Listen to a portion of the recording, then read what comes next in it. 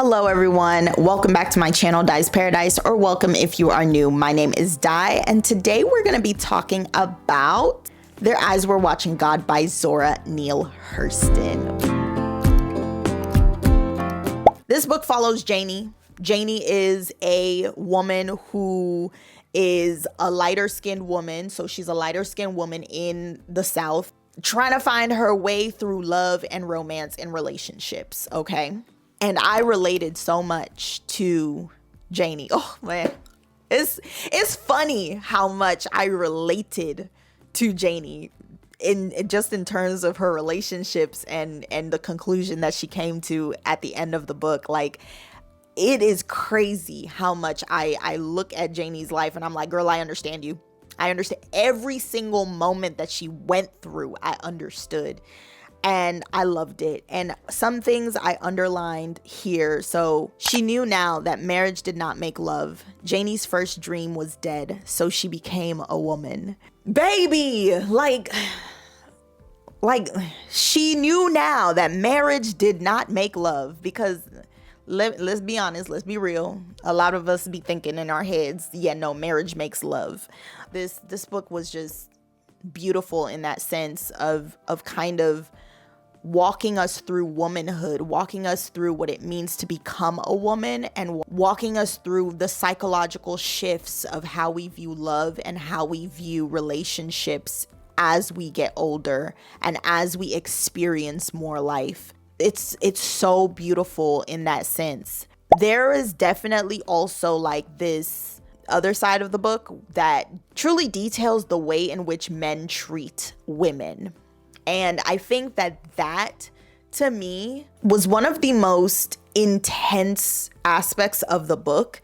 Like, it wasn't just about how Janie fell in love and who she fell in love with and what she learned about love. It was also about like the way the men treated her and the expectations that the men had for Janie as well, and what happened when she didn't meet those expectations, and what does that mean about the relationships between men and women. And I felt like that was so important, and that was just an important theme that was explored throughout the entire novel.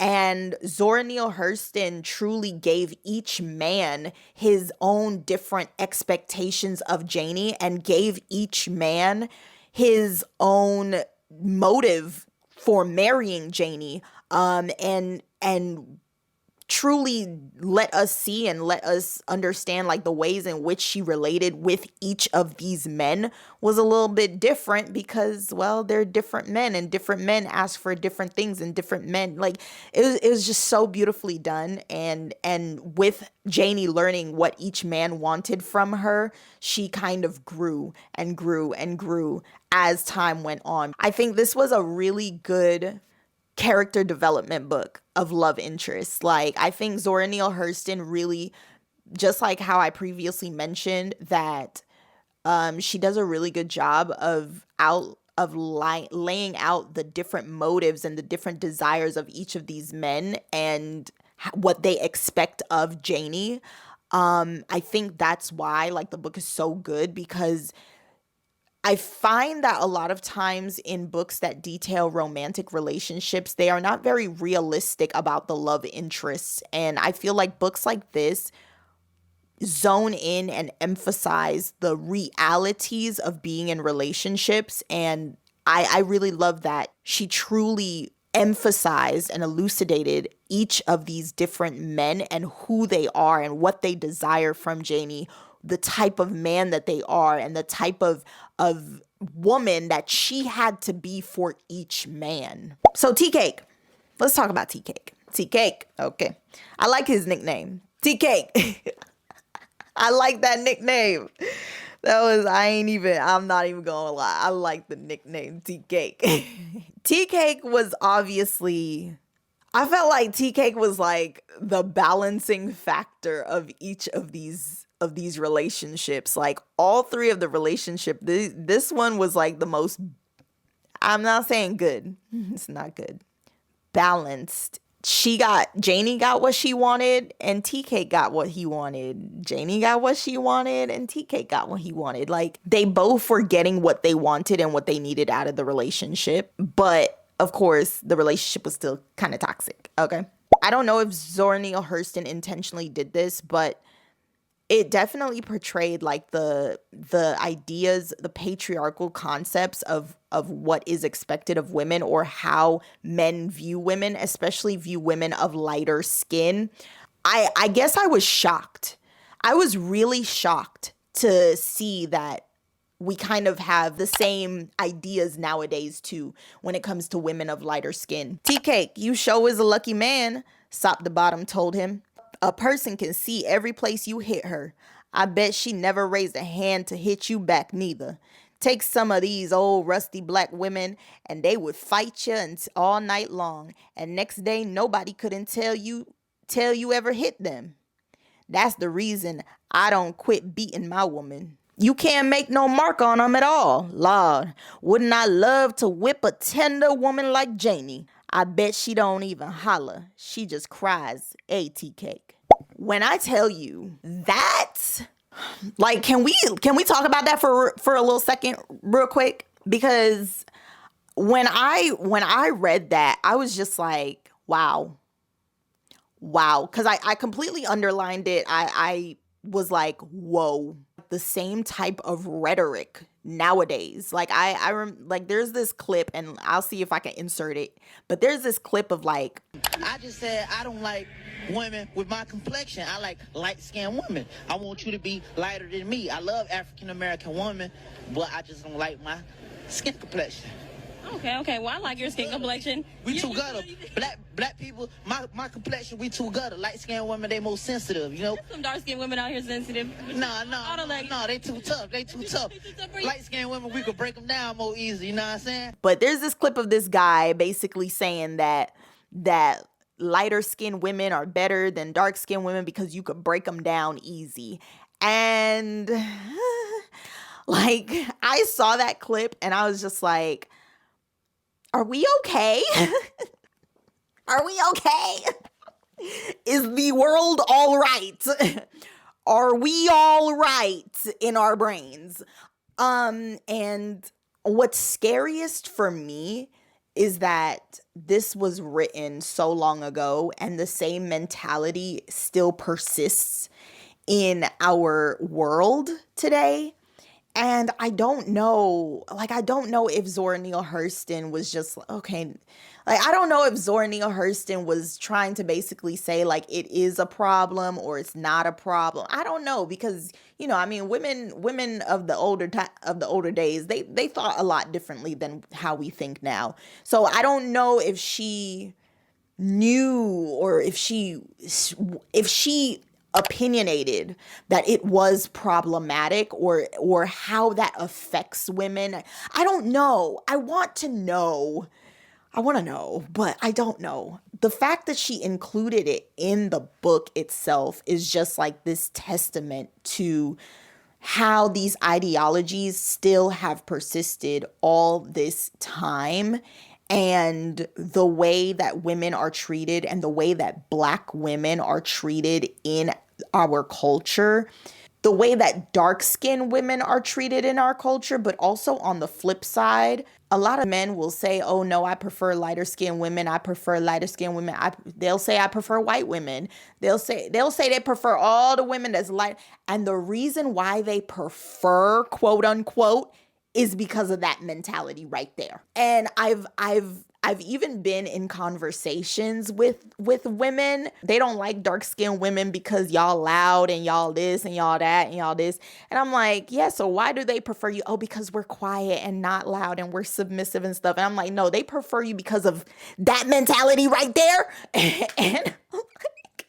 And I'm like, y'all don't even know it. Like, y'all think like, I need you to. So, okay, stay vigilant, okay? It has nothing to do with that. It has to do with that mentality right there. One of the parts that I really do want to talk about with this book is also Janie and the ending of the book. But she comes to a point in her life where she now is at the end of the road, romantically, I guess you could say. And you truly get to see the peace that she's found within herself as she reaches that point in her life where she's just like, I've done it. I've done it all. I've had it all. I've done it all. I've had it all. I'm good. I don't need more. I'm grateful for the experiences that I've had. I'm good. The themes explored in the book, the way that she talks about the book, the way that she talks about the relationship between men and women, between black men and black women, and the way that she highlights the controversies and the expectations of women in this book. I truly feel like she does a really amazing job of that. So shout out to Zora Neale Hurston on that. The reason I really fell in love with the book was because of the linguistic nature of the book. The fact that there was just so much power in the language that Zora Neale Hurston used in the book, and I felt as though it was a beautiful way of not just conveying where people are from and the dialect of where people are from, but I also felt like it's a great way to preserve a language and a dialect. I do have to admit, I am not from the mainland of the United States. I am from the U.S. Virgin Islands, so I do come from a very different culture, or should I say my family comes from a very different culture, but I was raised primarily in the South of the United States. So it's like I'm this middle ground type of person. I grew up in very primarily mixed and spaces in which there was a lot of Latinos, a lot of Black people, and a lot of white people. So, and definitely Asian as well. But because of that, and because of that very different structure, people around me usually defaulted to more so like white culture, so the high school I went to defaulted more so to white culture. I never got to read Black literature until I was an adult. I never really truly understood Black literature until I was an adult, and I started seeking out more and more voices and authors and everything. I was 21 years old when I first read I Know Why the Caged Bird Sings by Maya Angelou. So I was never really exposed to literature such as Zora Neale Hurston's Their Eyes Were Watching God until I was an adult. Now, with that being said, reading this, of course, I grew up in the South, so I still heard these, this dialect and this accent in the South. I still witnessed it with the people that I was around. My older sister, she went to an HBCU in the heart of Georgia. I definitely did hear this dialect or just like the Southern dialect. And so when I was able to read it, I definitely was like, okay, yeah, no, this makes sense. Like, all I can say is I felt like this was genius. I felt like the way that she wrote out everything was just genius. Like just the concept of preserving the dialect is just genius. Okay. I don't think it was ever a question about whether or not I was going to rate it a 5 out of 5. Like, this is gold. Like, this is gold. Thank you so much for watching. If you enjoyed this video, please don't forget to like, comment, and subscribe. Okay? If you want to see more videos like this. Thank you so much for watching, and I will see y'all in the next one. Bye!